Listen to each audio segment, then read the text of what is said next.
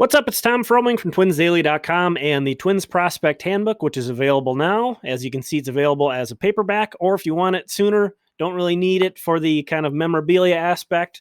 It is also available as an ebook, so you can get that immediately. I'll put links down in the description to where you can find that. But this is Twins Prospects Weekly. Every Sunday, I will be talking about the minor league system, about the prospects, and to kind of kick off this project, I'm going through my top 50 list. So today we're going to talk about numbers 31 through 40 on that list. Let's get right into it. So kicking it off at number 40, you can see there is Griffin Jax. He is a guy who, when I think of him, I think of his command and how close he is to the major league. So 2 C's, as you can see there. He played with both Pensacola and Rochester last season. Very good command, doesn't have overpowering stuff, doesn't strike out a ton of guys. But in terms of proximity to the big leagues, he's not on the 40-man, but there's a potential we could see Jax come in and contribute in some manner. Definitely a guy to keep an eye on. Obviously, interesting backstory with him coming out of Air Force, but he's performing. Not just a fun story. And at number 39 is a guy, unfortunately, didn't perform at all last year due to Tommy John surgery, Tyler Wells, another 25-year-old guy, big guy, 6'8". He was very successful in his Double-A debut in 2018, 1.65 ERA and 10.7 Ks per nine, although it was just in 32 and 2/3 innings.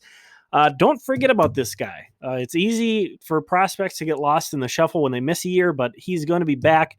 I'm very excited to see him in 2020. At number 38 is Emmanuel Rodriguez, a very young outfielder the Twins signed out of the Dominican Republic. He actually hasn't even made his professional debut yet. He's only 17. They gave him a $2.5 million bonus.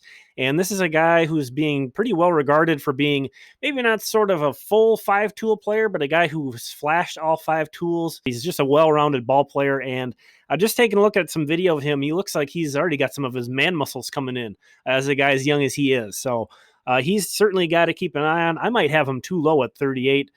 Always tough to know with these guys who haven't played yet. But taking a look at some of his highlights from the Dominican Prospect League, certainly can see why the Twins made such a big investment in him. Coming in at number 37 is a guy on the 40-man roster, Dakota Chalmers, 23 years old. The Twins acquired him from Oakland in the Fernando Rodney trade. This is a guy with a mega upside, very interesting, hasn't pitched a whole lot.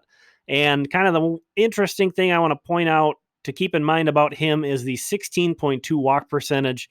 Guys just walked way too many batters.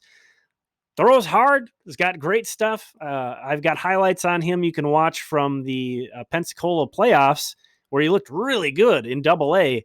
But then he went out and had struggled again in the Arizona Fall League, walked over 6 guys per 9. So the Twins are obviously very intrigued by him. They put him on the 40-man to avoid losing him potentially in the Rule 5 draft. But I can't push him any further than this with those command and control concerns. And as you can see here at number 36, I have Will Holland. He had a bit of a 2019 to forget, although, it was his draft year. The Twins drafted him in the 5th round. That's a big deal. Started his pro career. Didn't exactly flash a lot of his talent at Elizabethton, struck out a lot. Did draw a decent number of walks, but this is a guy at Auburn who he had a 936 OPS 2 years ago, but then last year in 2019, that dropped all the way to 786. Played all of his innings at shortstop for Elizabethton. So good athlete, has shown potential to hit in the past.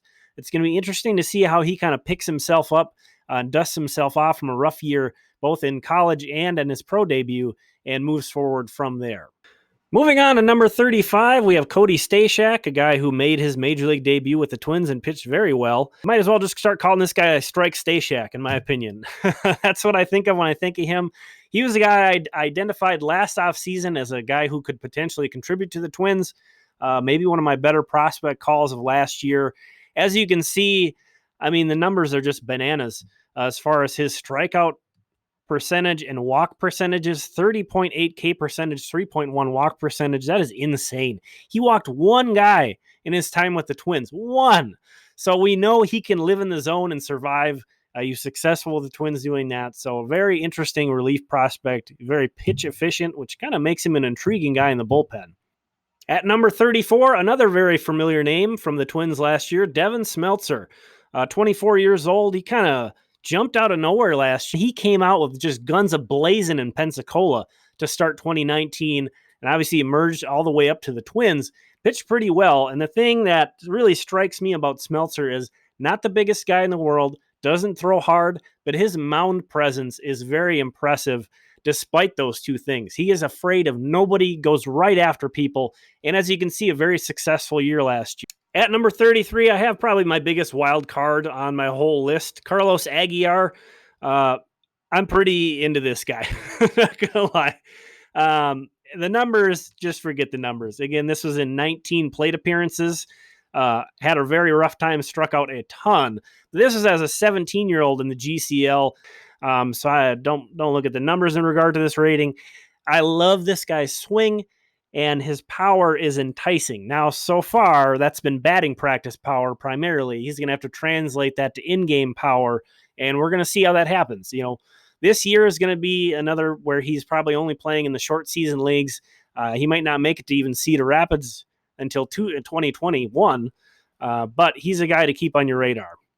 And at number 32 is Gabriel Maciel. This guy is a center fielder. That's one of the things that really helps him stay up pretty high on my list. One of the things that keeps him from really advancing any further than this is he doesn't have a whole lot of power. As you can see there, his on-base percentage and his slugging percentage were the same this past season. But if you have a 366 OBP, and you can see by the K percentage and the walk percentage, he's doing a nice job controlling his plate appearances, and you can play center field. That's a nice package right there. So this guy's going to keep moving up, and you never know when somebody might develop some power. At 21, maybe it's getting a little late in the game to expect that from Maciel, but good athletic guy. Maybe they can get him to tinker with his swing a little bit to hit for some more power. And at number 31 is LaMonte Wade Jr. If this guy is your 31st best prospect, you have got a good system. I think this grouping really, the whole 31 through 40 is a very strong showing in how deep this Twins system is. Again, we've hit on a few guys who made their major league debut last year, Wade being one of them. Similar to Maciel, this LaMonte Wade has very good on-base skills, not a lot of power. And, last year, the International League, they switched the MLB ball, which was a little bit juiced last year, and Wade didn't really see his power numbers go up. You can see there, more walks than strikeouts, 377 on-base percentage. We saw some of how tough of an at-bat he can be to pitching. At 26 years old, there's not a whole lot of projection left in him, but he does a lot of things well. He can play center field. He's more of a corner outfielder. But this is a very good ball player for, somebody who's 31st in your system. LaMonte Wade could start for some of the second division teams in baseball right now in their outfields and not fall on his face. All right, so that does it for this section. Again, we're going to take a look at the next 10 next Sunday. But in the meantime, if you want to see the rest of my list and a bunch more prospect lists and just tons of information on the system and prospects in general, the 2020 Minnesota Twins Prospect Handbook is available, paperback, ebook, however you want it. Thanks for checking this out. Please consider giving me a thumbs up. Please consider subscribing if you want to see some more Twins Prospect and just Twins-related content here on YouTube. We'll talk again soon.